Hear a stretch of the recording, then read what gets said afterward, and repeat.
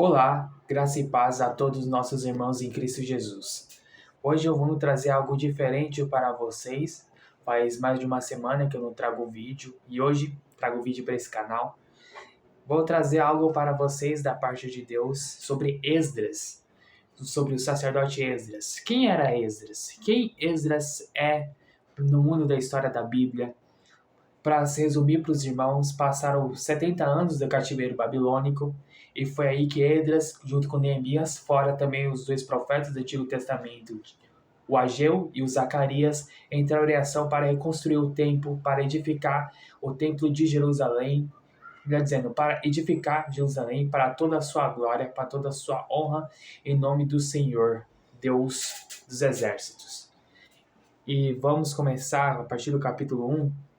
Nos 3 capítulos diz sobre como Ciro, Deus usou a vida de Ciro o Grande para restituir Jerusalém da sua humilhação que os babilônicos fizeram com Jerusalém para edificar o templo de Deus diante da sua glória. Vamos lá. Se vocês de casa quiserem abrir suas Bíblias, fiquem à vontade. Esdras 1. No primeiro ano do reinado de Ciro, rei da Pérsia, a fim de que se cumprisse a palavra do Senhor falada por Jeremias, o Senhor despertou o coração de Ciro, rei da Pérsia, para redigir uma proclamação e divulgá-la em todo o seu reino nesses termos. Assim diz Ciro, rei da Pérsia: o Senhor, o Deus dos céus, deu-me todos os reinos da terra e designou-me para construir um templo para ele em Jerusalém de Judá. Qualquer do seu povo que esteja entre vocês, que o seu Deus esteja com ele, e que vá a Jerusalém de Judá reconstruir o templo do Senhor, o Deus de Israel, o Deus que em Jerusalém tem a sua morada, e que todo sobrevivente, seja qual for o lugar em que esteja vivendo, receba dos que ali vivem prata, ouro, bens, animais e ofertas voluntárias para o templo de Deus em Jerusalém. É bom se referir aqui que Esdras não entra diretamente no capítulo 1. Esdras entra diretamente no capítulo 7. No capítulo 7 que apresenta diretamente Esdras. E Esdras, ele escreve que o decreto de Ciro para com Jerusalém, para a ordem de Ciro para edificar Jerusalém, reconstruir o templo de Jerusalém que fora destruído pelos babilônicos. Continuando. Então os líderes das famílias de Judá e de Benjamim, como também os sacerdotes e os levitas, todos aqueles cujo coração Deus despertou, dispuseram-se a ir para Jerusalém e a construir o templo do Senhor. Todos os seus vizinhos os ajudaram, trazendo-lhes utensílios de prata e de ouro, bens, animais e presentes valiosos, além de todas as ofertas voluntárias que fizeram. Além disso, o rei Ciro mandou tirar os utensílios pertencentes ao templo do Senhor, os quais Nabucodonosor tinha levado de Jerusalém e colocado no templo do seu Deus. Ciro, rei da Pérsia, ordenou que fossem tirados pelo tesoureiro Mitredate, que os enumerou e os entregou a Sesbazar, governador de Judá. O total foi o seguinte: 30 tigelas de ouro, 1.000 tigelas de prata, 29 panelas de prata, 30 bacias de ouro, 410 bacias de prata de qualidade inferior e 1.000 outros objetos. Ao todo, foram, na verdade, 5.400 utensílios de ouro e de prata. Sesbazar trouxe tudo isso consigo quando os exilados vieram da Babilônia para Jerusalém. Isso Esdras escreveu em seu livro, que trata sobre como a reconstrução do templo exigia não só de mão de obra, mas sim de utensílios de ouro, de prata, de bens preciosos, para que todos eles fizessem o templo do Deus vivo. E no capítulo 2 de Esdras diz o seguinte: esta é a lista dos homens da província que Nabucodonosor, rei da Babilônia, tinha levado prisioneiros para a Babilônia. Eles voltaram para Jerusalém e Judá, como um para sua própria cidade. Vieram da companhia de Zorobabel, Jesuá, Neemias, que foi o arquiteto da construção do templo, Seraias, Relaias, Mardoqueu, aquele da rainha Esther, Bilzan, Mispar, Bigval, Reum e Baná. Na verdade é Bigvai, né? Esta é a lista dos israelitas, os descendentes de Perós, dos 2.172, de Safatias 372, de Ará 750, 75, isso vai ir por diante, que eu não vou ler tudo, senão eu vou ler até amanhã. Os sacerdotes, os descendentes de Jedaias, por meio da família de Jesuá, foi aí, então, os levitas, os descendentes de Jesuá, para assim por diante, e vai assim a lista. Vamos pular a partir do verso 61. E deles os sacerdotes, os descendentes de Rabaias, Acós e Barzilai, homem que se casou com uma filha de Barzilai, de Gileade, e que era chamado pelo nome do sogro. Eles examinaram seus registros de família, mas não conseguiram achá-los, e foram considerados impuros para o sacerdócio. Por isso o governador os proibiu de comer alimentos sagrados, enquanto não houvesse um sacerdote capaz de consultar Deus por meio do Urim e do Tumim. A totalidade dos que voltaram do exílio atingiu o número de 42.360 homens. Além dos seus 7.337 servos e servas, havia entre eles 200 cantores e cantoras, possuíam 736 cavalos, 245 mulas e 485 camelos, e também, ao todo, foram 6.720 jumentos. Essa foi a lista que Esdras trouxe, que escreveu após o cativeiro babilônico, quando eles voltaram para edificar o templo de Jerusalém.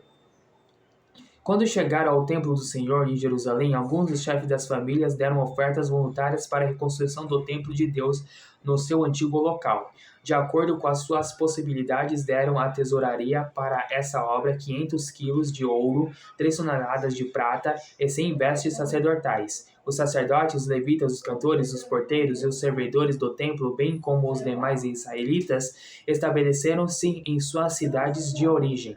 E foi assim, a oferta voluntária do Templo de Jerusalém foi edificando as coisas para que o Templo de Deus fosse reconstruído. Mas não foi tão simples assim, porque o Templo de Deus necessitava também de outros alicerces, como a reconstrução do altar, que está no Êxodo capítulo 3. Só vou ler só um pouco, porque o tempo do vídeo não permite, mas para vocês terem uma dimensão como foi a parte da reconstrução do templo.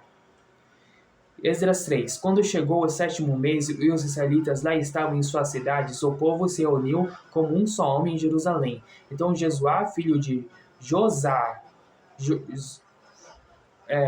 Josadaque, e seus colegas os sacerdotes, e Zorobabel, filho de Seatiel, e seus companheiros começaram a construir o altar do Deus de Israel para nele sacrificarem holocaustos, conforme o que está escrito na lei de Moisés. Homem de Deus, apesar do receio que tinham dos povos ao redor, construíram o altar sobre a sua base e nele sacrificaram holocaustos ao Senhor, tanto os sacrifícios da manhã como os da tarde. E foi assim sucessivamente. Vamos falar para o versículo 7? Então eles deram dinheiro aos pedreiros e aos carpinteiros, e deram comida, bebida e azeite ao povo de Sidom e de Tiro, para que pelo mar trouxessem do Líbano para Jope toras de cedro. Isso tinha sido autorizado por Ciro, rei da Pérsia. No 2º mês do 2º ano, depois de chegar ao templo de Deus em Jerusalém, Zorobabel, filho de Saltiel, Jesuá, filho de Josadaque, e o restante dos seus irmãos, os sacerdotes, os levitas e todos os que tinham voltado do cativeiro para Jerusalém, começaram o trabalho, designando levitas de 20 anos para cima para supervisionar a construção do templo do Senhor. Jesuá, seus filhos e seus irmãos, e Cadmiel e seus filhos, descendentes de Rodavias, e os filhos de Hanadad, e seus filhos e seus irmãos, todos eles levitas, uniram-se para supervisionar os que trabalhavam no templo de Deus. E foi assim, sucessivamente. Está escrito: Ele é bom, seu amor dura para sempre. Com louvor e ações de graças cantaram responsivamente ao Senhor. Está em Esdras 11, né? No verso 11. E foi assim, o poder de Deus, ele tem que ser glorificado, independentemente da situação. E todo o povo louvou o Senhor em alta voz, pois haviam sido lançados dos alicerces do templo do Senhor. Mas muitos sacerdotes, os levitas, os chefes das famílias mais velhos que tinham visto o antigo templo choraram em alta voz quando viram o lançamento dos alicerces desse templo. Muitos, porém, gritavam de alegria. Não era possível distinguir entre o som dos gritos de alegria e o som do choro, pois o povo fazia enorme barulho e o som foi ouvido a grande distância. O que nós aprendemos com isso? Por 70 anos o povo hebreu foi humilhado pelos babilônicos, até Ciro o Grande, como diz em Isaías 45, o meu ungido, a Ciro, foi que levantou para libertar Jerusalém do cativeiro. E foi assim por 70 anos até que levantou homens de Deus, como Esdras, Neemias, além dos profetas Ageu e Zacarias. Eu quero trazer uma reflexão para vocês, que vocês sempre acreditem, confiem no Deus vivo, pois Ele é poderoso e longânimo. Não abandone Deus por qualquer outro motivo, não porque Deus ele quer vingança, não porque Deus ele ama a vingança, não, mas porque a proteção está em Deus. Por isso, vocês que é cristão ou vocês que não conhecem Jesus e querem conhecer através da palavra de Deus, eu estou aqui para trazer uma reflexão.